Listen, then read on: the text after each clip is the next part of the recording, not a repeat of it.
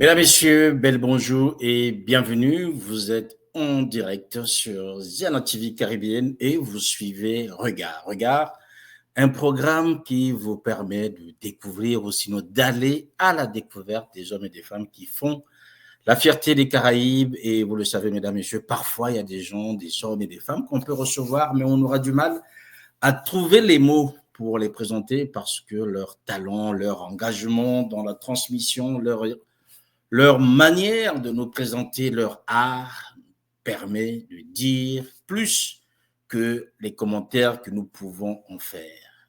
Je suis très heureux, mesdames, messieurs, de vous dire qu'aujourd'hui, Ziana TV Caribbean, dans ce programme Regard, nous allons découvrir un homme, c'est le nouveau visage de la musique populaire des Antilles, qui est porté par un homme, Paco Manalma, et son orchestre Mamaïla entre héritage et modernité. Il est le digne héritier de cet immense chef d'orchestre de la Perfecta, le Martiniquais Daniel Marie Alphonsine.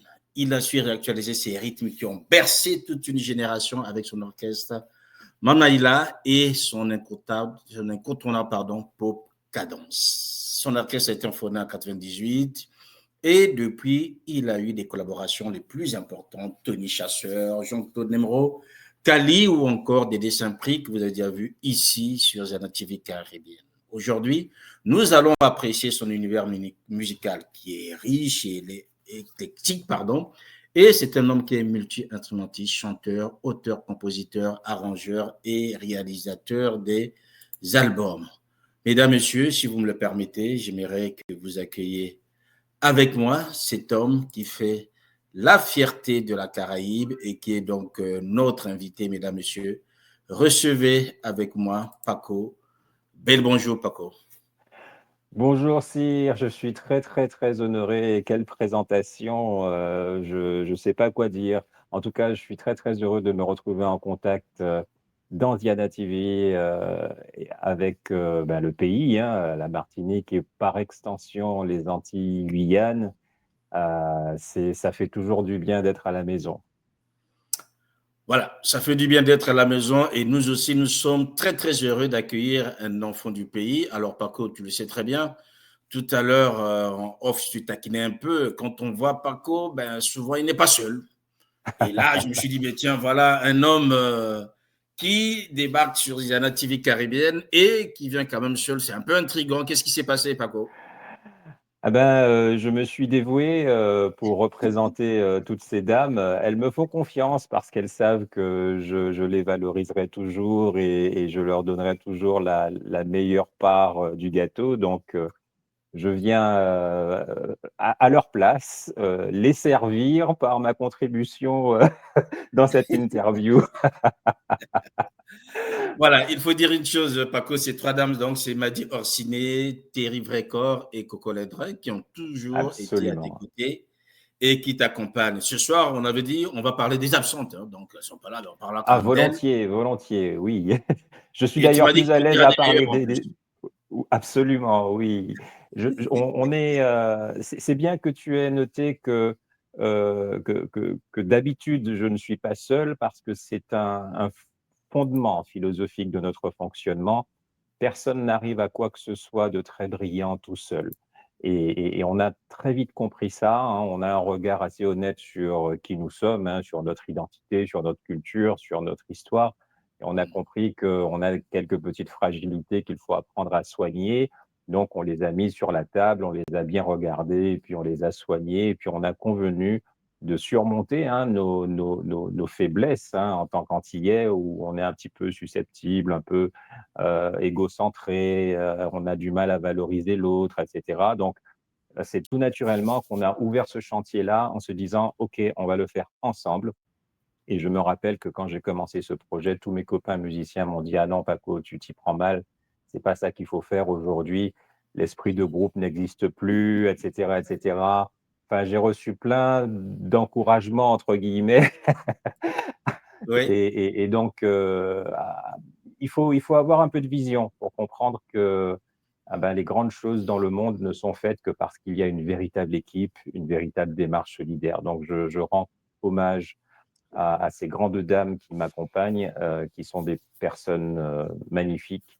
Et je suis très, très honoré de les représenter aujourd'hui. Mais écoute, tout l'honneur le nôtre, hein, parce que tu le dis très bien, que on ne peut pas avancer dans cette œuvre seul, on a besoin d'être accompagné. Tu as présenté si bien, en fait, cet esprit tien qui t'anime toi aujourd'hui, d'être entouré, de ne pas aller seul, quand on sait qu'aujourd'hui, ce sont les carrières solo souvent qui prédominent dans le milieu de la musique, et tu t'es entouré. Est-ce que là aussi, c'est pas cet effet de cet héritage, en fait, cet héritage familial?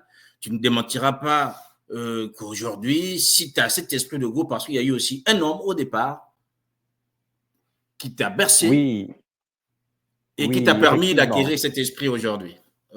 Effectivement. Alors, j'avoue que ça a été un contre-exemple. On va parler de la Perfecta, je suppose. Oui, La Perfecta a été une entreprise merveilleuse qui a été gérée par Michel Godzom quand il a ouvert le club Perfecta à La Grange, etc. Sur le plan de la structure, de l'organisation, qui a été géré par Daniel Marie-Alphonsine, mon papa, sur le plan musical et artistique, c'est ça. surtout à partir de 1978 jusqu'à 1982. Et donc, ça a été un orchestre exemplaire à plein de niveaux. C'est le premier orchestre à stature professionnelle martiniquais, dans le sens où c'était la première fois où on demandait à des musiciens de faire ce qu'ils n'étaient pas encore capables de faire. Donc les musiciens apprenaient à jouer un répertoire qui était plus grand qu'eux, sur le plan vocal, sur le plan instrumental, etc., etc. Mm. D'habitude, nous nous sommes habitués aux Antilles à jouer des choses qui sont à notre portée. Et donc, quand on réunit des musiciens, c'est pour qu'ils expriment dans un groupe ce qu'ils savent faire. Dans la Perfecta, c'était différent. Il y avait des ateliers musicaux, des ateliers de voix, de cuivre, de rythmique, qui permettaient aux musiciens d'apprendre une nouvelle façon de jouer. Donc, dans ce sens-là, c'était une démarche très avant-gardiste, très professionnalisante et qui nécessitait que tout le monde s'y mette. Heu, Pourquoi je disais que c'était un contre-exemple? C'est que tout le monde sait et je ne peux pas le cacher, il ne s'agit pas de faire paraître les choses plus belles qu'elles n'ont été et la Perfecta, ça a été un terrain, expérimental de notre mentalité, hein, aussi antillaise, par le fait que la lutte des égos y a été très violente. Il y a eu des histoires qui ont défrayé la chronique, il y a Oui. eu des séparations, des déchirements, des luttes intestines très, très fortes. Et nous avons vécu ça d'assez près, hein, évidemment, Ah, puisque c'est sûr. mon père Mm. était au beau milieu de tout ça. Il est d'ailleurs connu pour être très, très à l'écart de ce type de lutte intestine et c'est pour ça qu'il a arrêté la musique parce que c'est pas possible de jouer avec des personnes dont l'état d'esprit est préoccupé par autre chose que la musique. Oui. Et donc, c'était son souhait le plus cher de pouvoir fédérer des personnes passionnées autour d'un projet artistique, musical, identitaire, culturel, ce que Malavoie a réussi beaucoup mieux que la Perfecta, avec la fabuleuse direction de Paulo Rosine et les merveilleux artistes qui ont tenu le groupe, hein. Alors, ils ont eu des problèmes aussi, comme tout le monde, mais il y a une priorité qui était consciente dans Cassave, dans Malavoie, qu'il n'y a pas eu de façon suffisamment longue dans Perfecta pour que Daniel Marie-Alphonsine puisse y rester plus longtemps, d'une part, et que ce groupe puisse innover et continuer d'innover plus. Donc tout ça, ça m'a servi d'expérience et m'a D'accord. permis de comprendre qu'il fallait trouver des personnes dont la priorité était la bonne et que l'égocentrisme, l'orgueil ou la peur ne devait pas être un ingrédient des personnalités que nous invitons à travailler ensemble avec nous.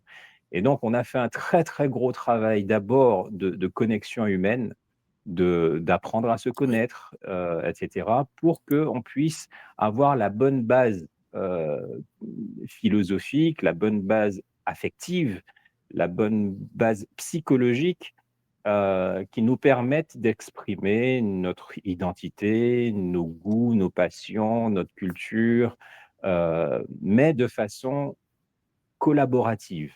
Pas dans le frontal ou dans le choc contre l'autre, mais dans la recherche de connexion et de terrain d'entente avec l'autre. Et c'est en ça que Mamaïla ne ressemble à aucun autre groupe, parce que c'est un travail humain que plus personne aujourd'hui n'a ni le temps, ni même envie de faire. Parce que ça coûte du temps, ça coûte du sacrifice, ça coûte de la patience, ça coûte des qualités humaines. Et c'est sur ce chemin-là qu'on s'est engagé.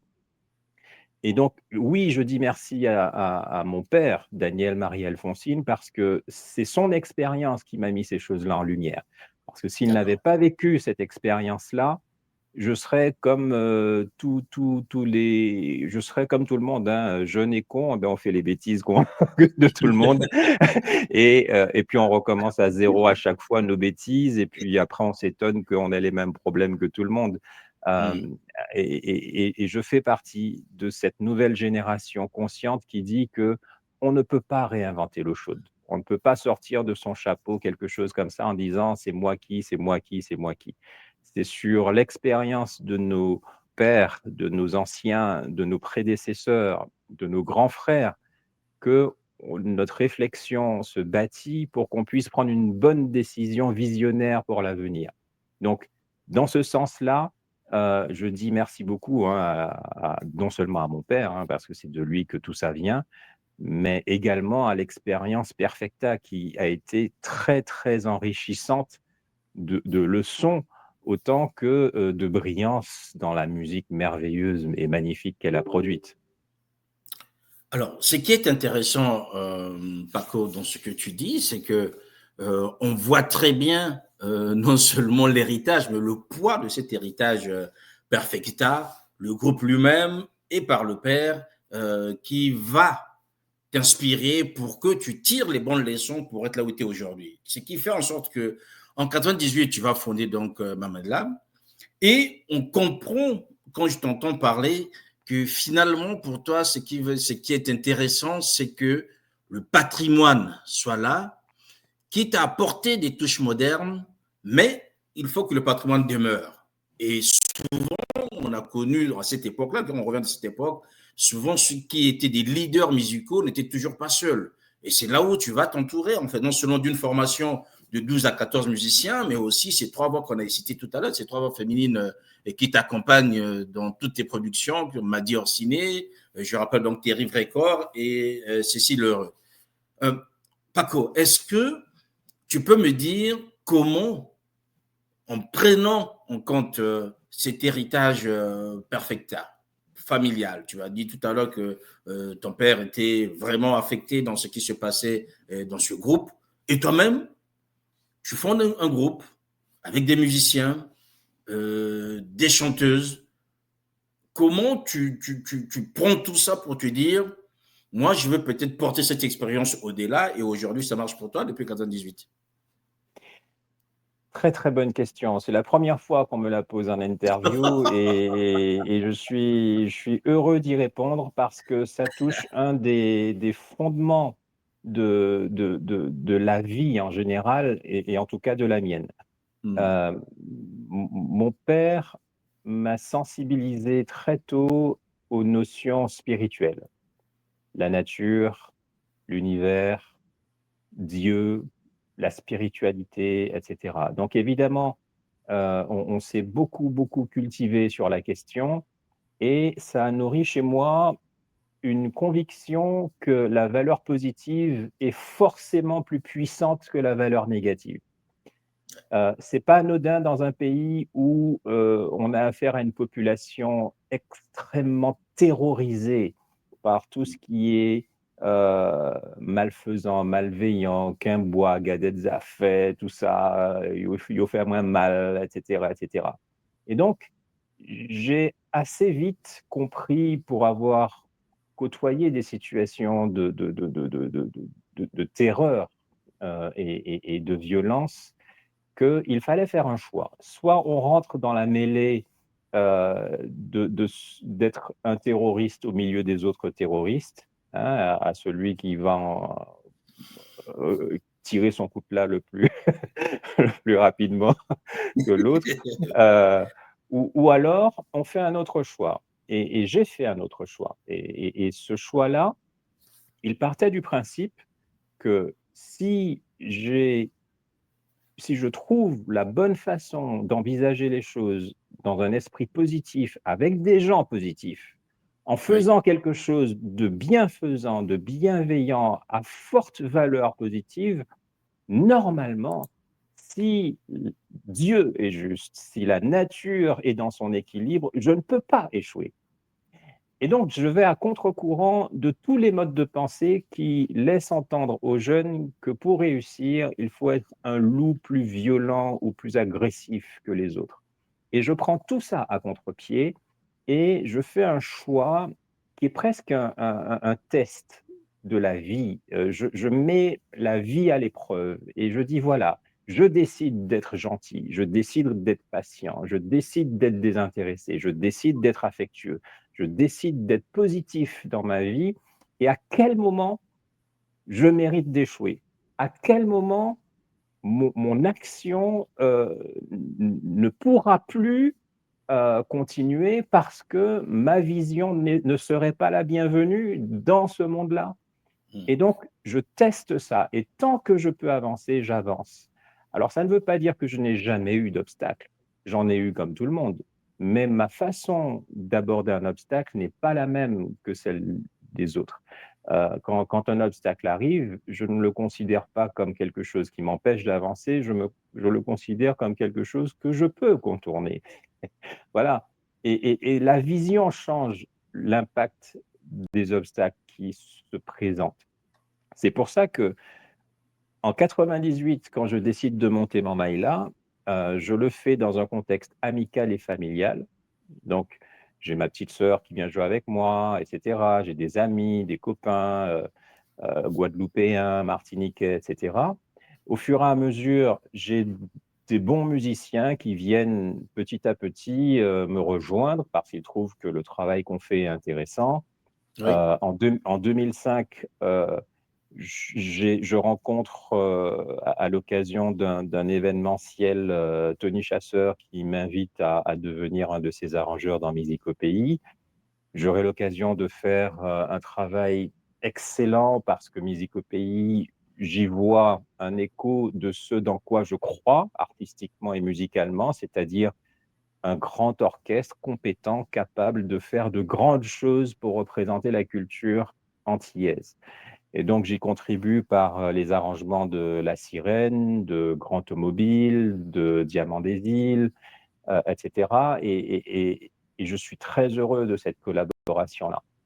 Seulement, ce qui se passe, c'est que euh, dans la fin des années 90 et courant 2000, on est encore dans une période où le monde artistique a oublié c'est quoi un groupe, a oublié c'est quoi une démarche collective. Et non seulement on l'a oublié, mais on ne veut pas s'en rappeler aux Antilles. C'est-à-dire que toutes les démarches sont égocentrées sur une seule personne, c'est le chanteur. Et oui, ça se voit dans la démarche commerciale sur les radios. On ne parle plus de nom de groupe, on parle de nom de chanteur. Les noms de groupe disparaissent. On ne parle plus de Taxi Créole, on ne parle plus de Quack, on ne parle plus de Trois Cajoles, on ne parle plus de Malavoie, de Perfecta, voilà, on ne parle que d'individus qui se présentent avec leur nouveau single, leur nouvel album. Et en plus de ça, sur scène, ce qui se passe, c'est que comme il n'y a qu'une personne qui est mise en valeur, ah ben, du coup, les musiciens, ils font tapisserie. On n'en a pas vraiment besoin. Donc, on va faire des playbacks dans les boîtes de nuit, on met une PBO et puis c'est bon, quoi. Il n'y a pas besoin de venir avec des musiciens. Donc, les chanteurs vont tout seuls défendre leur musique. Et puis, si jamais il y a un live, ah ben, ils viennent avec 2, 3, 4 musiciens, ça suffit. Euh, et puis même, ce qui est pire, c'est que quand un chanteur ou une chanteuse vient sur scène avec d'autres chanteurs ou d'autres chanteuses qui Oui, font des chœurs, ces chœurs-là sont relégués au fond de la scène ou sur le côté comme des cuivres ou comme voilà, ce sont des serviteurs de la grande star tête d'affiche qui trône au-dessus de tous. Et cette mentalité-là, euh, aux Antilles, j'ai toujours considéré qu'elle était euh, non seulement anormale, mais malsaine. Pourquoi? Parce que même si on peut la voir dans la pop musique internationale, anglophone, anglo-saxonne, etc., la musique anglo-saxonne ne fonctionne pas sur les mêmes fondements que la musique antillaise. Et donc, on ne peut pas copier un groupe de rock en disant, ben, si les rockers font ça, moi aussi, je peux faire ça. Parce que nous n'avons pas la même histoire, nous n'avons pas la même culture, nous n'avons pas les mêmes repères et les mêmes références. Et quand oui, on passe en 10 ans d'une culture de la musique de groupe où personne ne connaît la musique, mais on se retrouve dans une salle en train de répéter tchac tchac boum boum coin coin, etc. Et puis 10 ans après, on estime qu'on est le seul capable de défendre un projet musical sans musicien, sans arrangeur, sans compositeur, sans rien, parce qu'on est chanteur. Eh bien, on tombe dans une perversion. Et cette perversion-là, je n'ai pas voulu y adhérer. Alors, quand je dis perversion, ça ne veut pas dire que les chanteurs ou les chanteuses qui ont fait ça sont des gens méchants ou mauvais, ça n'a rien à voir. C'est juste que inconsciemment, ils se sont engagés dans une voie stérile. Jamais la musique antillaise ne deviendra une musique qui starifie un chanteur, parce que culturellement, c'est impossible. Sauf que les artistes ne l'ont pas compris. Ils auraient pu le comprendre si ils regardaient autour d'eux, à Cuba, à Porto Rico, euh, dans les Caraïbes. Et ils verraient que toutes les cultures caribéennes sont des cultures de musique de groupe. Même jusqu'en Guyane, les solistes, l'attitude d'un artiste seul qui, qui, qui part avec sa guitare faire le tour du monde, ça convient pour d'autres cultures, peut-être, pas toujours d'ailleurs, mais c'est certainement pas l'ADN de notre groupe. Et c'est pour ça que la population dans son ensemble a suivi les grands groupes, a suivi Perfecta, a suivi la Mafia, a suivi JM oui, Harmony, a Kassav, suivi Kassav, etc., a suivi la compagnie créole, a compagnie suivi, créole, oui. etc. Mais on a beaucoup plus de mal à conserver à travers les générations la démarche d'un artiste solo dont on connaît aucun membre du groupe. Et donc, c'est pour ça que, ayant compris ça, je me suis dit, même si tout le monde va à droite, ben moi, je vais à gauche. Parce que je suis persuadé que à droite, il se trompe. C'est une conviction. Voilà, j'ai parié, j'aurais pu perdre, je n'ai pas perdu, parce que aujourd'hui, je vois avec bonheur des groupes comme Cézigla, comme Simon Jurad, comme La Fine Équipe, comme des gars comme ça qui se sont mis ensemble et reconstituent la dynamique et l'énergie de la musique collective. Parce Oui, que quand on y va tout seul, ah ben, ça ne donne pas la même chose. Et c'est pour ça que j'ai remis les chanteurs en première ligne devant. Avec mon Maïla, j'ai été le premier à refaire ça dans la nouvelle génération. Maintenant, on voit de plus en plus les chanteurs revenir en première ligne devant et les zoukers ne mettent plus leur choriste au fond de la scène parce oui, que c'est dépassé, ça ne convient pas. Voilà, c'est malsain de faire ça.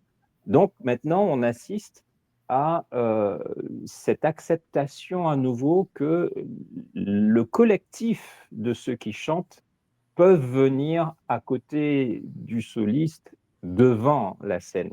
Mais il y a encore 10 ans, c'était même pas envisageable. Et c'est pour ça que, avec Mon Maïla, on a été vraiment des guerriers visionnaires parce que on a compris c'était quoi notre ADN dans la musique populaire, et on a fait la différence entre la mode commerciale, qui elle fait ce qu'elle veut, euh, et puis notre culture identitaire musicale. Et ça, c'est un truc qui va pas bouger. On peut monter, descendre, c'est des choses qui sont ancrées génétiquement, auxquelles on vibre, et qui font que on ne peut pas oublier d'une génération sur l'autre ces choses-là. Voilà pourquoi on a entrepris cette façon de travailler avec Mamaïla sur le collectif, et que je n'ai pas appelé mes albums Paco Manalma, ou je n'ai pas mis en gros Maria Alfonsine pour que tout le monde comprenne que voilà, c'est bien moi, le fils de Daniel. Voilà, ça n'a pas d'intérêt. Ça. Alors, Paco, je suis mais vraiment ravi parce que je reçois énormément d'artistes des Antilles, Caraïbes, que ce soit la Martinique, la Guadeloupe. Alors, c'est la première fois que j'ai en face de moi quelqu'un qui tient sur des choses que la jeune génération ne voit plus. Et ça, c'est assez surprenant. Et surtout de le revendiquer tel qu'il est en train de le faire. Parce que quand on va même sur cette image, on voit très bien qu'on te voit même projeté en second plan, en fait. En premier plan, on a d'abord ceux qui font le job, comme tu disais tout à l'heure. Voilà, par exemple, cette image, ça montre ce qu'on avait à l'époque et qu'on n'a plus aujourd'hui. Or, quand je t'entends, ben, je dis, alors, ce gars-là, est-ce il est resté, nous avons avancé, ou nous avons reculé, lui, il a avancé, je ne sais pas. Mais ce que je, alors, ce que je voudrais comprendre un peu avec toi, nous sommes à une époque, Paco, et tu es bien conscient que la musique, c'est avant tout un business. Donc, l'objectif, comme tu l'as dit tout à l'heure, c'est de trouver un gars qui est photogénique, la voix, on peut auto-tuner, on peut faire le truc, va sortir le carton qui va faire le buzz, et voilà, on a quelqu'un qui est là. Alors, toi, tu nous ramènes à la old school pour dire, écoutez les gars, la musique, en fait, ce n'est pas un gars, c'est avant tout un groupe. Et la musique, ce n'est pas seulement du commercial, mais c'est avant tout des valeurs. Que la musique, c'est aussi une culture et un territoire. La question que je me pose, Paco, qui t'entend encore sur ce ton-là? Est-ce que tu arrives à trouver un public qui est sensible à ce que tu dis quand on sait que même la jeune génération a aujourd'hui besoin de faire le buzz, d'être présent, seul, quitte à arriver à Paris, trouver des gens autour de Châteauroux, je ne sais pas où c'est là, on va répéter avec eux dans un premier temps et on va les présenter dans un truc, comme tu as dit, ils vont juste là pour servir, entre-temps, c'est le gars qui va seul. Alors, merci encore une fois de poser la question, parce qu'on est vraiment sur un terrain de fond et on n'est pas dans la démagogie, et moi j'adore ça. Euh, euh, je pense que l'équation, elle est mal posée. Et pardon, je vais agacer tous mes camarades musiciens et, et mes copains des médias, etc. L'équation, elle est mal posée, je m'explique. Oui. Quand tu commences en me disant la musique, tout le monde sait que c'est business. Si cette phrase est vraie, on peut dire la politique, c'est le pouvoir, que la religion, c'est la spiritualité. Et on prend des raccourcis comme ça qui nous emmènent exactement à l'opposé du but. Parce que si la politique, c'est le pouvoir, ah ben, du coup, on comprend pourquoi il n'y a rien qui fonctionne sur le plan politique. Si la musique, c'est un business, on comprend pourquoi il n'y a plus d'artistes dans la musique, mais que des businessmen.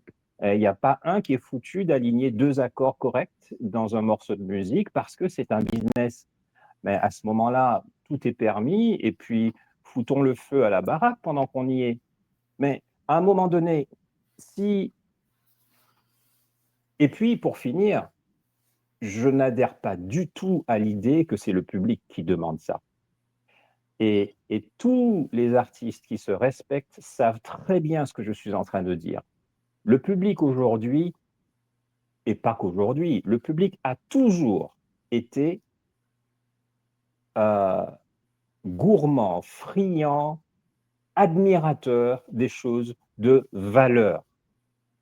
Jamais une population ne s'est complue à apprécier un ramassis de vomi, d'immondices, de malpropreté ou de quelques productions méprisables que ce soit. Jamais, jamais, ça n'existe pas. En revanche, ce qui existe, c'est que quand des médias, des producteurs et des artistes se mettent en collusion pour supprimer l'alternative, supprimer le choix, pour ne donner qu'un seul produit et installer une situation de monopole de business, justement, là, on ne parle plus de musique, on ne parle plus de culture, on ne parle plus d'artistique, on parle de consommation de son.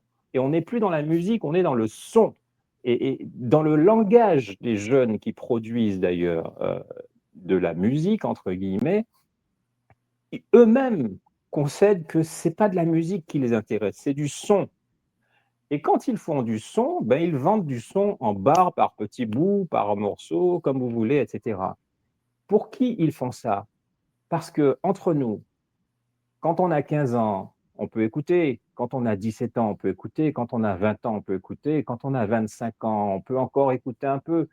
Mais quand on commence à avoir 28 ans, 30 ans, qu'on commence à payer des impôts, qu'on paye une voiture, qu'on paye un loyer, qu'on commence à avoir un enfant, qu'on a fondé un foyer, etc., qui c'est qui va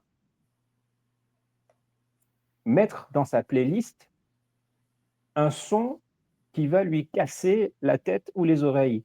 Mais personne. Et c'est pour ça qu'on va écouter de la musique étrangère et qu'on n'écoute pas les artistes locaux quand on commence à avoir un peu de plomb dans la tête et qu'on devient adulte. C'est pour ça que les artistes locaux sont tous des gens pauvres qui ne gagnent pas leur vie parce qu'ils ne vendent rien. Alors pourquoi on maintient un système qui ne fonctionne pas et qui ne s'adresse qu'à des post-ados qui n'ont aucun pouvoir d'achat, qui n'ont aucun moyen de dire ce qui est bon ou ce qui n'est pas bon? Pourquoi? Et c'est là qu'on rentre dans un autre domaine qui est la politique. Cette politique qui ne fait pas de politique, mais fait du pouvoir, c'est-à-dire prend des gens captifs pour leur faire consommer des choses sans réfléchir. Euh, j'ai eu une conversation très édifiante, j'ouvre une parenthèse sur la politique pour que nos Oui. auditeurs nous comprennent bien. Un ami me disait, tu vois ça, il y a des maires en Martinique de municipalités qui essaient de faire quelque chose, mais quand ils essaient de demander ce à quoi ils ont droit pour travailler en termes de fonds européens, en termes de subventions, etc., Mm. on ne leur donne pas. Mais c'est pas qu'on ne leur donne pas en leur disant non, tout simplement. C'est que avant eux, ceux qui ont occupé les postes ont fait plus du pouvoir que de la politique, on détournait des fonds, on déployait des emplois fictifs, on peint leur maison avec la peinture de la cantine, etc., etc. Et, et à ce moment-là, les instances administratives euh, parisiennes ou hexagonales, ils ont les informations. Ils ont les informations de toutes les mairies qui font des détournements de fonds, d'emplois fictifs, etc. Il ne faut pas croire, les renseignements généraux en France, ils ne sont pas là pour les prunes. Ils font leur boulot. Ils vont dans les profils WhatsApp de tout le monde, ils vont, etc.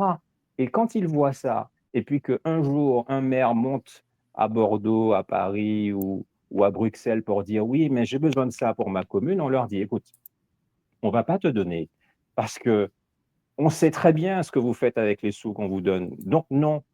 Et à ce moment-là, le maire en question, soit il revient en Martinique et il fait un scandale en disant à tous ses collègues arrêtez ce bordel parce que ça suffit, on ne peut plus s'en sortir, on ne peut plus travailler.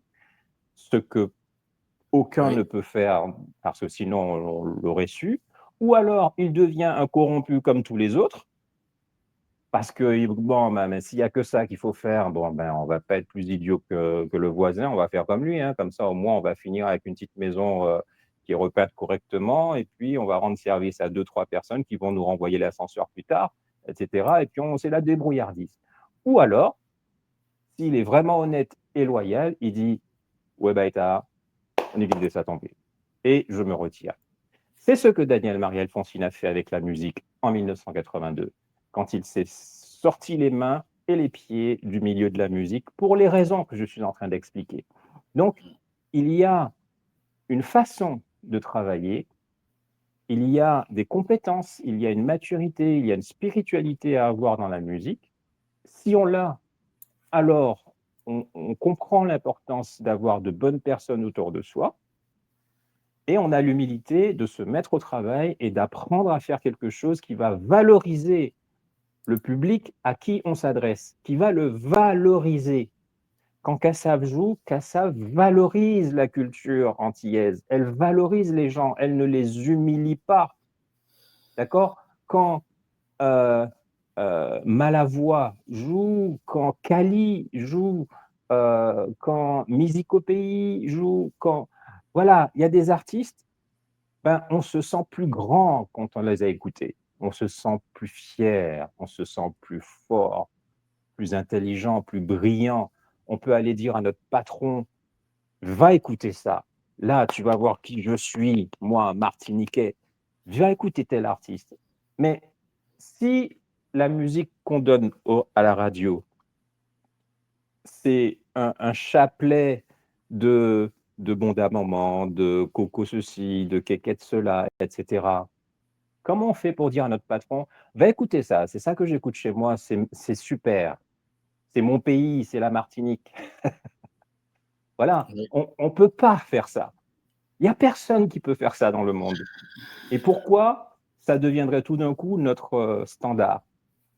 Eh ben non, on n'a pas fait ce choix-là. Et on a eu raison parce que le public martiniquais nous le rend bien, il nous suit, il nous envoie beaucoup d'encouragements, beaucoup de félicitations. Ils ont rempli l'atrium pour nous, alors qu'on n'est pas tout le temps au pays, qu'on ne communique pas tout le temps. Ça a été une grosse surprise et c'est la preuve qu'on est allé dans la bonne direction. Voilà, mesdames, messieurs, vous êtes bien sûr toujours sur Ziana TV Caribbean. Vous suivez ce programme spécial Regard avec un homme, Paco Manalma, qui est avec nous et avec lequel nous abreuvons ses paroles parce que là, on n'est pas dans un programme musical, mais on est complètement dans autre chose puisque on comprend très bien qu'on est dans la culture, on est dans la philosophie, on est aussi dans la spiritualité puisqu'il faut se projeter. Alors Paco, il faut dire une chose, c'est que quand on t'entend, on sent très bien que tu es sûr de toi, il n'y a rien qui va t'ébranler dans les convictions qui sont les tiennes aujourd'hui. Et on peut aussi dire que ta musique aujourd'hui a une identité qui va quand même aller puiser dans des styles un peu comme la fusion cadence, le zouk, et on sent des influences latines, la salsa, le funk, le jazz, et tu nous as sorti quelque chose qui sans doute a surpris beaucoup de gens, étant donné que tu lises aussi, tu as usage, on a parlé tout à l'heure, hein, des musiciens, des chanteurs, d'une polyphonie qui est présente avec des arrangements. Et ce qui est aussi surprenant tout à l'heure dans l'image qu'on projetait, on voit encore des gens, des hommes qui sont là debout, importants avec des cuivres, alors qu'aujourd'hui, un ordinateur aurait quasiment tout fait, hein, Paco. Et on comprend aussi que pour toi, aujourd'hui, tu es en train de faire monter, je ne saurais pas si c'est un style, mais tu me diras c'est quoi, c'était la pop cadence. Alors, est-ce que tu peux nous dire à peu près tous ces éléments-là, comment font-ils pour constituer et donner une identité particulière au travail qui est le tien? Ben, euh, comme je l'ai mentionné tout à l'heure là, on considère que avoir une vision futuriste, ça n'est pas rejeter et cacher ou jeter à la poubelle ce que nos prédécesseurs ont fait avant nous. Tu disais que tu me trouves sûr de moi. C'est pas exact. Je suis sûr de la valeur de ce que mes aînés ont fait avant moi. C'est ça la vérité. C'est-à-dire que ma confiance et ma conviction ne proviennent pas uniquement de moi, parce que moi, je suis tout petit et je suis un seul. En revanche, quand je discute avec Simon Jurad, quand je discute avec Pippo Martelli, quand je discute avec Ralph Tamar, quand je discute avec euh, les anciens, on va dire, avec Ronald Rubinel, avec Cali. Ce sont des gens qui sont très inspirants, qui ont une expérience avec Gordon Anderson il n'y a pas longtemps. Euh, voilà, ce sont des gens qui ont un vécu avec Pierre-Édouard Décimus. J'ai beaucoup appris en écoutant ce monsieur qui m'a transmis des choses, qui m'a expliqué des choses. Ça permet de comprendre d'où on vient. Et donc, j'ai le choix entre soit construire mon identité musicale à partir de rien, c'est-à-dire je prends un truc qui me plaît, là, d'où que ça vienne, je dis, ah tiens, ça me plaît, je construis un truc, mais je ne serai jamais sûr que c'est solide, je ne serai jamais sûr de où ça va, qu'est-ce que ça vaut, si ça va tenir, etc. En revanche, si je construis ma musique sur des fondations qui ont été éprouvées par d'autres avant moi, qui ont de l'expérience et que je vais les voir, je parle, j'échange avec eux, j'observe leur trajectoire, je vois qu'est-ce qu'ils sont devenus, qu'est-ce que leur vision a eu comme impact dans ma culture, dans ma population, dans ma vie, alors là, je fais un choix dont je suis sûr à 100%.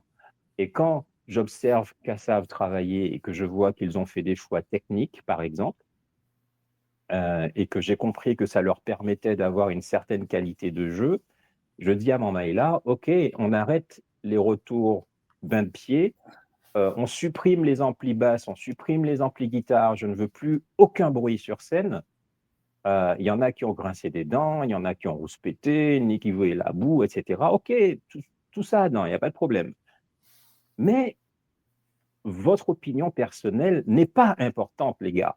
Ce qui est important, c'est comment on fait avancer le schmilblick pour que notre culture puisse gagner. Et si je veux que Mamaïla soit une représentante digne de notre culture, alors il faut que le son que le public reçoive soit beau et que l'ingénieur du son à qui je demande de faire sonner les voix du groupe euh, puisse ouvrir les micros sans qu'il y ait un gros ampli guitare, basse ou piano ou ceci, qui est en train de hurler sur scène pour que vous puissiez vous amuser sur scène pendant que le public a un son dégueulasse.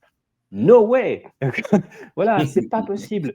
Donc, à un moment donné, il faut construire sur des bases que nos aînés ont éprouvées pour que mon travail soit solide.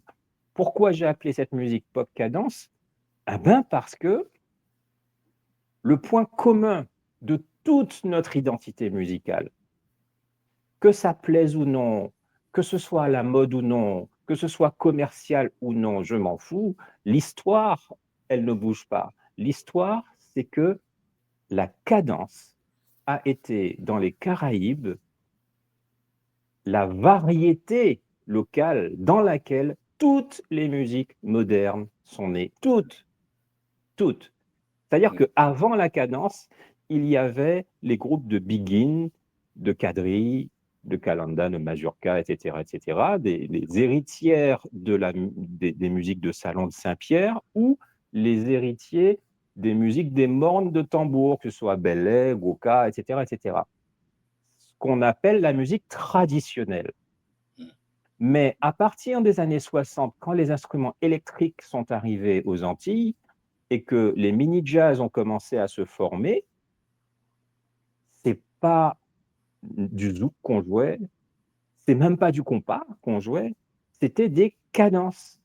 Alors, cadence rampa par-ci, cadence compas par-là, cadence lipso par-ci, cadence pays par-là, c'était des cadences.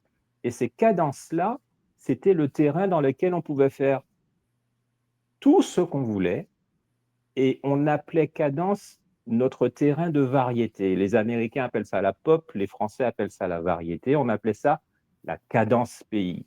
Sixième continent fait de la cadence. Regardez les premiers albums, c'est marqué sur leur album. Sixième continent n'est pas un groupe de reggae, c'était un groupe de cadence. Et c'est eux qui l'ont dit au départ. D'accord? Kassav, c'est un groupe de cadence au départ. Avant eux, les Vikings étaient un groupe de cadence. Perfecta, c'est cadence. JM Harmony, c'est cadence. La Mafia, c'est cadence. Simon Jurad, Opération 78, c'est cadence. Ces gens-là n'ont jamais dit qu'ils faisaient du compas, ni du zouk d'ailleurs. Après, il y a eu des spécificités. Avec Gasoline et Kassav, on a eu un produit qui est devenu du zouk. Les groupes de cadence qui ne pouvaient plus travailler en live parce qu'on a fermé tous les lives, les boîtes de nuit se sont ouvertes, etc., eh bien, se sont reconvertis dans la programmation studio. Des gens comme Timothée Hérel, comme Ronald Rubinel, etc., ont transformé, comme JM Harmony, etc., ont transformé la cadence en musique programmée qu'on a appelée Zouk Love, mais en réalité, tous les Zouk Love qui n'ont aucun rapport avec le zouk de Kassav. Hein. Si vous écoutez les deux, vous êtes assez grand pour voir que ce n'est pas les mêmes musiques du tout, ce n'est pas le même swing. Oui. Tous les Zouk Love sont des héritiers de la cadence. Parce que ce sont des groupes, dès que vous remettez du live dans du Zouk Love, ça sonne comme les cadences d'avant. Il n'y a aucune différence entre un Zouk Love que vous jouez en live et Chiméan que vous jouez de la Perfecta ou 3615 Lamour que vous chantez de la Mafia. Il n'y a aucune différence dans le jeu. C'est le même pour la batterie, pour les percussions, pour la cloche tom basse, pour le clavier, la guitare, tout, c'est la même chose. Donc, il y a une connaissance de notre histoire à avoir pour qu'on puisse comprendre que ça n'est pas mépriser le zouk que de dire que je fais de la cadence, puisque dans ma cadence, j'assume complètement de faire du zouk, parce que la cadence, c'est le terrain de variété dans lequel il y a du zouk, du compas, de la biguine, du chata aussi. Hein, je ne suis pas contre toutes ces rythmiques-là, du raga, du reggae, de la salsa, du merengue, du montuno, de la biguine, tout ça, c'est dans la musique de Mamaïla. Et donc, parce que nous sommes libres de circuler sur tous ces genres musicaux qui nous éduquent, qui font qui nous sommes en tant que Caribéens, en tant que Antillais, en tant que, en tant que métis, parce que nous sommes fondamentalement le métissage des 5 continents du monde, qu'on le veuille ou pas. On n'est pas que afro-descendants, on n'est pas que européo-descendants. On a les Amérindiens qui sont encore là, ils n'ont pas tous été exterminés, hein. Il y a des Kalinagos encore dans notre sang, les Africains bien entendu, les Européens bien entendu, mais les Asiatiques aussi sont chez nous, les Indiens sont chez nous aussi, et tout ça c'est dans notre sang. Et on ne peut pas être réduit ni à ceci, ni à cela. Donc, je suis revenu sur un terrain non commercial, non politique, non partisan, sur lequel se retrouvaient tous les groupes, tous les artistes qui étaient comme des copains, des camarades à l'époque où ils faisaient des doubles plateaux, à l'époque où Perfecta a fait venir Magnum au club dans les années 78-79, quand Dadou venait de monter Magnum, à l'époque où les Aiglons venaient en Martinique, où Perfecta allait jouer en Guadeloupe, à l'époque où les Frères des gens venaient jouer en Martinique et faisaient des échanges comme ça. C'est ça.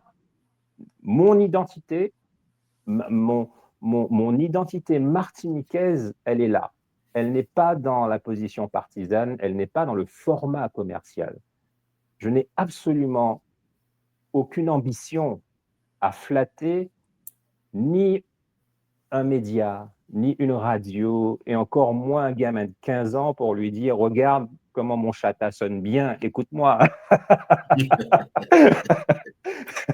Il y en a qui font ça très bien et je le leur laisse volontiers, ça ne m'intéresse pas. J'ai une fille de 17 ans, elle est fière de son papa, pas parce que son papa joue du chata. Si elle veut écouter du chata, elle sait quoi faire. Elle m'en fait écouter de temps en temps et on rigole ensemble, on s'éclate, c'est bien aussi. Et j'assume les deux. C'est-à-dire que je suis la même personne qui, en Martinique, peut danser sur un bidet de carnaval parce que, ben voilà, c'est aussi notre culture, hein. On peut débouler, on peut. OK, pas de problème.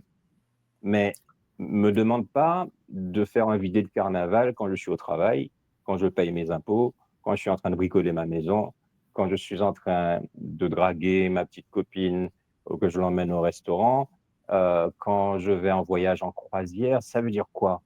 Ça veut dire quoi? Donc, je vais secouer mes fesses ou les fesses de ma femme devant les gens pour leur dire c'est ça la Martinique, c'est le chata, etc. Donc, non. Euh, et, et donc, c'est pour ça que Mamaïla fait de la pop cadence. C'est un pléonasme, c'est-à-dire que j'aurais très bien pu dire cadence, mais je n'ai pas dit cadence parce qu'aujourd'hui, un Antillais ne comprend pas c'est quoi la cadence. Personne ne lui a Oui. expliqué. Donc, si je dis pop cadence, il va se dire ah, dans pop, il y a quelque chose d'inclusif, de plein d'influences. Et dans cadence, il y a quelque chose dont je me rappelle que j'ai entendu, un peu comme le compas, etc. Donc peut-être que. Et ça va l'aider à comprendre que Mamaïla est dans une vision large, inclusive, qu'on n'est pas des partisans ou des séparatistes, qu'on est dans la variété, on est dans la pop, dans la musique populaire des Caraïbes. Voilà, un homme qui vient de la musique populaire des Caraïbes, c'est Paco Manalma. Alors Paco, ce qu'on va faire, tu as aussi une actu, hein. Cette année qui va se terminer, il y a quand même un grand moment que tu prépares pour ton public qui connaît bien ta musique. On va suivre le teaser de la nuit des Caraïbes et puis tu vas nous en parler parce que là aussi c'est un moment important pour ceux qui veulent écouter cette musique qui résiste encore par rapport à ce que nous avons aujourd'hui sur les plateformes. 26 décembre 2025, Mamaïla au César à Paris, nous qu'est fêter Noël, nous qu'est chanter Noël. On vous a déjà dit, les Nuits Caraïbes de Mamaïla, c'est The Place to Be le vendredi 26 décembre au 23 avenue du Maine à Paris, au pied même de la tour Montparnasse.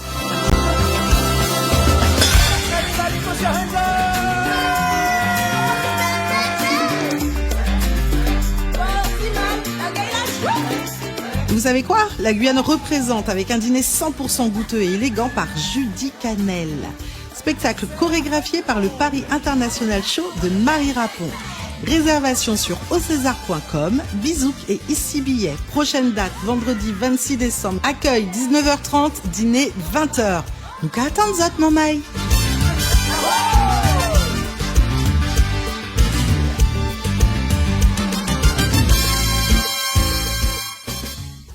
Alors Paco, le 26 décembre, tu peux nous en parler? Oui, après nos résidences au réservoir grâce à Madame Marie de Viveau, après notre direction artistique de la salle de concert, le Nubia, grâce à Monsieur Richard Bonnat, nous sommes reçus par Monsieur Franck Clérico, le patron du César Palace à Paris, et nous sommes le premier spectacle populaire, contemporain antillais, non doudouiste, non folkloriste, je prends le temps de le signaler. Nous faisons un spectacle en créole, je prends aussi le temps de le signaler, d'une musique complètement locale. On ne fait absolument aucune concession, on ne blanchit pas notre musique, on ne fait pas de version blanchie. de notre musique, on fait du mammaïla, tout simplement, et on s'est même permis d'inclure dans ce spectacle un medley qui a été écrit par Daniel Marie-Alfonsine en 1980, qui reprend les grands succès de la Perfecta en 15 minutes.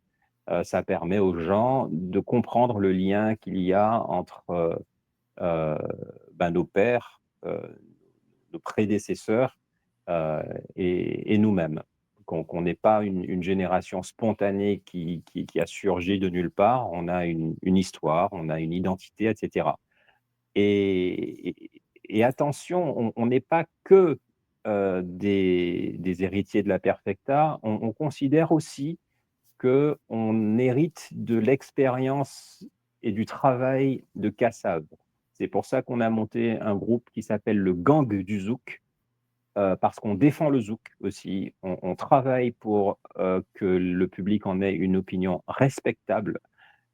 Avec le Gang du Zouk, on choisit les plus belles chansons de zouk des années 80 et 90 qu'on remet sur scène et qui nous permet de montrer aux gens que le zouk n'est pas une musique primaire et insipide dans laquelle des miauleurs et des miauleuses susurrent à longueur de journée leurs gros poils, que ça n'est pas que ça, qu'il y a de très bons zouk, qu'il y a de très bons auteurs, de très bons interprètes, de très bons compositeurs de zouk, et on promeut ça aussi. Et le fait que nous soyons dans ces salles-là dans lesquelles les Antillais n'ont jamais été invités, ni acceptés, c'est un exploit déjà, et je dédie cet exploit à toute l'équipe de SMS Artistes, dont chaque membre fait un travail extraordinaire, et évidemment en premier Madi Orsiné, notre coach vocal, notre chef de ligne de chant, avec Thierry Vrécor et Coco Ledrin, qui sont les visages de notre travail. C'est grâce à cette équipe qu'on peut arriver à un tel travail qui nous donne accès à validation de grands patrons du divertissement parisien, parce que ces gens-là sont habitués à des spectacles professionnels. Monsieur Franck Léricault, le patron du César Palace, il fait partie d'une dynastie de propriétaires de grands cabarets parisiens, dont le Moulin Rouge, le Lido, etc. Donc on n'est pas sur de l'amateurisme, on est sur des gens exigeants. Et donc on est très content d'ouvrir une représentation de la culture antillaise authentique dans des lieux comme ça. Et c'est pour ça qu'on invite tous nos compatriotes à investir les lieux. Voilà. C'est pas souvent qu'on a des opportunités comme celle-là. C'est pas un coup qu'on va faire au César Palace, c'est une résidence. Donc, si vous voulez garder le lieu, investissez-le, venez, appelez vos amis, appelez vos familles, vos collègues, dites aux gens qu'il y a un petit bout du pays qui est dans cette salle pour que vous puissiez vous l'approprier. Parce que c'est pour le public qu'on fait ça, évidemment. Voilà, mesdames et messieurs, vous avez bien compris. Noël donc se prolonge le lendemain, le 26. Ça se passera à Paris. Alors, au César Palace. Paco, finalement, puisqu'on arrive à la fin, je pense qu'avec toi, on aurait pris un peu plus de temps. Parce que du côté de la régie, on m'a demandé 1 heure, mais je trouve que c'est pas assez. C'est pas assez parce qu'il y a beaucoup de choses. C'est vrai. Il y a beaucoup de choses à dire avec toi. Paco, aujourd'hui, cette émission s'appelle Regard. Ça s'appelle Regard. Et j'ai bien compris que bien que tu sois l'homme de ton temps, mais tu as un regard qui est, je ne dirais pas tourné vers le passé, mais qui s'enrichit en fait de ce qui s'est passé. Aujourd'hui, je vais te permettre en fait que tu sois en fait dans une phase un peu plus prospective. Tu ne vas pas oublier le passé, c'est qui est sûr, mais quel est le regard que tu jettes toi sur la musique antillaise aujourd'hui? Je pense que aujourd'hui, on a affaire à une population qui est désinformée et des artistes qui sont extrêmement paresseux. Alors, c'est pas exprès qu'ils sont paresseux, c'est qu'on les a éduqués à la paresse. Si je dois prendre un gros cliché, On se représentait il n'y a pas si longtemps que ça un Américain comme quelqu'un en surpoids dans sa grosse voiture qui est même pas capable d'en descendre pour aller acheter un Big Mac frites, quoi. Parce que on l'a tout habitué à faire dans sa voiture. Alors, les Américains sont un peu sortis de ça maintenant. Mais ce cliché-là, nous sommes en train de le subir sur le plan culturel aux Antilles parce que les médias génériques ont cédé pendant 2 ou 3 décennies, là, ces derniers temps, à une très forte tentation commerciale. Et cette forte tentation commerciale a incité à fermer l'alternative et de focaliser sur le monoproduit. Et donc, c'est une méthode qu'on ne peut pas reprocher aux radios qui veulent payer leur régie publicitaire. Mais Oui. ce qui se passe, c'est que ça a eu des conséquences gravissimes sur la transmission de la conscience culturelle populaire. C'est-à-dire qu'un Cubain n'a pas oublié Compa y Segundo. Un Portoricain n'a pas oublié Bobby Cruz et Richie Ray. On n'a pas oublié Oscar de Leon, on n'a pas oublié les fondamentaux. Un Français n'a pas oublié Édith Piaf. Un Français n'a pas oublié Jacques Brel, Brassens, Goldman. On ne les a pas oubliés parce qu'ils sont toujours là dans une vitrine qui est entretenue par des médias responsables. Comment se fait-il qu'aujourd'hui, dans une école, quand on demande à un élève en Martinique qu'est-ce qu'il connaît en zouk, qu'il ne sache pas répondre et qu'il n'ait pas un seul nom à sortir? Que répond-on à des personnes qui ne connaissent pas Jocelyne Béroir en Martinique? Que fait-on des personnes qui ne comprennent pas la différence entre Malavoie et Perfecta et qui pensent que c'est du compas?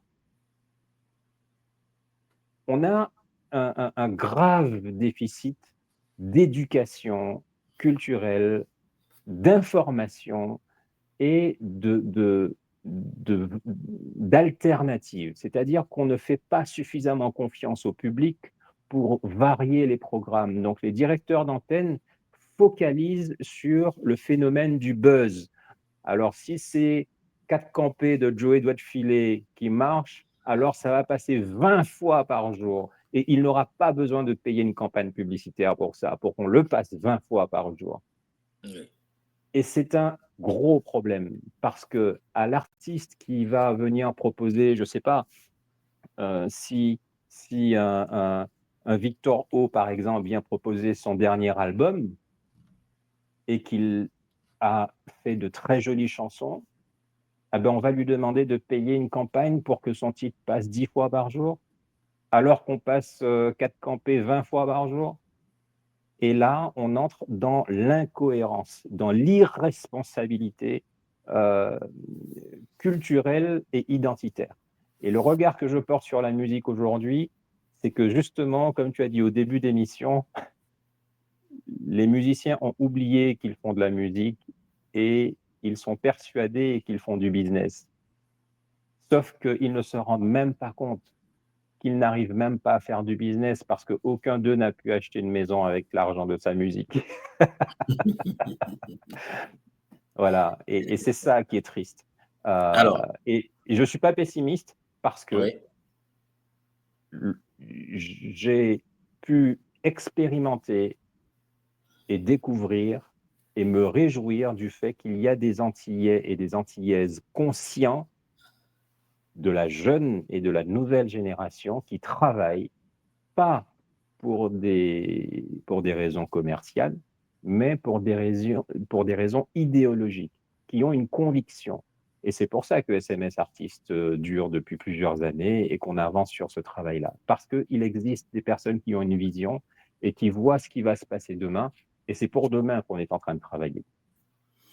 Paco, quel regard jettes-tu sur les beatmakers? Je pense qu'il y a une confusion des genres entre un compositeur et un beatmaker. Je pense qu'on n'a pas expliqué suffisamment ni aux artistes, ni aux chanteurs, ni au public qu'un ingénieur du son, ce n'est pas un arrangeur. Donc, il ne faut pas lui demander de faire de la musique, parce que si l'ingénieur du son commence à penser qu'il est un compositeur, alors on arrive à des produits qui ne sont plus de la musique, mais qui sont que du son. Et un ingénieur du son qui commence à faire de la musique parce qu'un chanteur n'est pas conscient qu'il a besoin d'un compositeur et d'un arrangeur, va devenir un beatmaker, parce qu'il saura programmer une machine, il saura programmer un synthé, parce qu'il aura quelques connaissances techniques de matériel qui vont lui permettre de l'utiliser. Ça n'en fait pas quelqu'un qui a une vision artistique, ça en fait quelqu'un qui a une connaissance technique qui lui permet de faire du son. Et la différence entre un beatmaker et un compositeur, c'est que le beatmaker sait comment fonctionnent les machines, le compositeur sait comment créer quelque chose qui n'a jamais été dit avant lui. Et c'est pour ça qu'on est esclave d'un phénomène malheureux, mais tellement cancéreux, j'allais dire, culturellement parlant, c'est que tous les beatmakers écoutent ce qui a marché l'année dernière pour faire une version de ce qui a marché la semaine dernière. Tous. Voilà. Et donc, mais il ne faut pas leur demander plus aux beatmakers. Ce n'est pas leur métier de rêver. Un beatmaker n'est pas un rêveur, n'est pas un compositeur.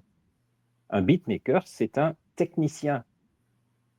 Moi, j'ai un programmateur qui m'aide parce que je n'ai pas le temps d'apprendre les machines. Je n'ai pas le temps de m'investir dans les nouvelles technologies.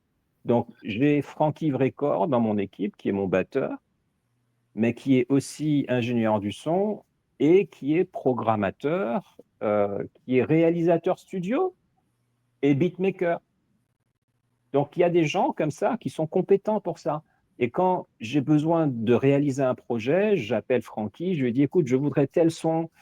Tu vois, tu as écouté tel son de Michael Jackson, tu as écouté tel son de machin. Tu vois, il y a un petit son là, il y a un petit bruit là. Ben, ce truc-là, j'aimerais bien avoir un truc pareil comme ça dans telle partie, telle partie, telle partie. Et comme ça, je m'adresse à quelqu'un compétent pour utiliser des machines, pour chercher des sons, pour construire techniquement ce à quoi je rêve. Si je demande à Francky de composer un morceau de Mamaïla, je vais le noyer, le pauvre. Donc, ce n'est pas le même métier. Parce que écrire pour les cuivres, pour un saxophone, un trombone, une première trompette, une deuxième trompette, pour écrire pour une soprane, une mezzo, une alto, une ténor, avant qu'il soit arrivé au troisième instrument, il fait une attaque. Ce n'est pas le même métier. Donc, c'est pour ça que je ne dis pas que le beatmaker est une valeur moindre et encore moins négative. Je dis qu'on s'est trompé quand les chanteurs ont cru qu'un beatmaker pouvait leur faire un album. Et c'est pour ça que musicalement, ça vole jamais très haut. C'est parce que ce n'est pas leur métier de créer. Leur métier, c'est de réaliser. Pour terminer, Paco, on va rester dans la technologie. Aujourd'hui, il y a l'intelligence artificielle qui s'est immiscée dans le domaine musical. Quel est ton regard sur l'IA? Très, très tranquille et serein. Pour moi, l'IA, c'est comme un chef d'entreprise qui fait une réunion un COMEX, quoi. Voilà, oui. Il a ses directeurs autour de la table et il aura son fiscaliste qui va lui dire, ben voilà, il y a telle loi, tel machin, son financier qui va lui dire, écoute, j'ai regardé les statistiques, son chef de boutique qui va lui dire les ventes l'année dernière, etc. Pour moi, l'IA, c'est l'énorme machine qui peut gérer tout ce qui s'est fait dans le passé pour en tirer une conclusion sur une logique du passé. Voilà, l'IA, c'est de la statistique. Donc, et même si l'IA fait une projection, ça n'est jamais qu'une projection refondu d'éléments du passé. Oui. Donc, je suis serein avec ça, parce que mon métier, en tant que créateur de musique et de texte, c'est de dire ce que mes émotions me font ressentir maintenant. Mais aucune IA ne va me rattraper là où je suis. Hein. Aucune. Et tous les auteurs, tous les compositeurs, tous ceux qui rêvent, qui ont leur canal ouvert et qui sont connectés à ce qu'on appelle l'inspiration, ils le savent, hein, ils sont tranquilles là-dessus, ils n'ont pas peur de l'IA. Mais je peux comprendre que les beatmakers aient peur de l'IA, je peux comprendre que beaucoup de gens qui sont dans la musique commerciale, dans le format, aient peur de l'IA parce que le format, c'est quoi? Eh ben, c'est faire une version de ce qui a marché. Voilà. Et ça, l'IA le fera beaucoup mieux que vous tous. Hein. Donc, voilà. J'ai bien compris. Alors, Paco, j'ai même du mal, en fait, à terminer avec toi parce qu'il y a tellement de sujets et il y a beaucoup de choses à dire. J'aimerais juste que tu nous dises un mot sur un projet sur lequel vous travaillez hein, pour mettre en place une nouvelle vision de l'industrie musicale, pardon. Est-ce que tu peux nous en dire un mot? Oui. Alors, j'essaie de faire en 2 phrases. Oui. On a une vision globale avec Mehdi Orsine qui est à la direction du label. On a beaucoup réfléchi et on a décidé que, en fait, être juste artiste, ça n'est pas ça le but. Le but, c'est de remettre en fonctionnement tout un écosystème de notre culture, alors du chant, de la conscience de notre histoire, de qui on veut être demain, comment on veut que les autres nous voient demain en tant que Martiniquais, en tant que Guadeloupéens, en tant que Guyanais. Et donc, c'est pour ça qu'on est en train de mettre en place tout un écosystème dans lequel on fait de la culture, de l'histoire de notre culture, soit de l'esclavage, soit des objets de la société antillaise, avec Philippe Pilotin, avec Anaïs Gernidos, etc. Dans notre façon de produire nos spectacles, on ne cherche pas à faire du doudouisme, on cherche à nous montrer tel qu'un Antillais est aujourd'hui. C'est-à-dire le même qui va à son bureau, qui gère son équipe, son chantier, son travail, etc., qui a sa voiture et sa maison, eh bien, comment il serait en version artiste sur scène? Pas en train d'imiter un rappeur américain, pas en train de faire genre ceci ou cela, mais un artiste antillais. Et ça, c'est une cohérence qui fait que dans l'école vocale créole, on apprend à chanter comme un créolophone, pas comme un anglophone. On apprend à faire de la musique comme un antillais, pas pour imiter un étranger. Voilà, on ne va pas pomper chez les autres ce que nous ne sommes pas. On s'inspire de tout pour rester un antillais authentique, c'est-à-dire un parfait métis de tout ce que le monde a légué aux Antilles en termes d'expérience, en termes d'histoire, en termes de mémoire. Merci Paco, merci d'être venu sur Ziana TV Caribbean. C'est moi, je suis très très honoré d'avoir passé ce moment avec toi, Cyr, et puis merci pour tes questions, hein. Elles sont toutes costauds et profondes. Bah écoute, tu t'y prêtais bien, donc je me suis dit, je vais aller le chercher un peu plus loin pour voir s'il y a du coffre. Eh bien, j'ai été bien servi, hein. Tu peux le Ah ouais, je te suis, j'ai pas peur.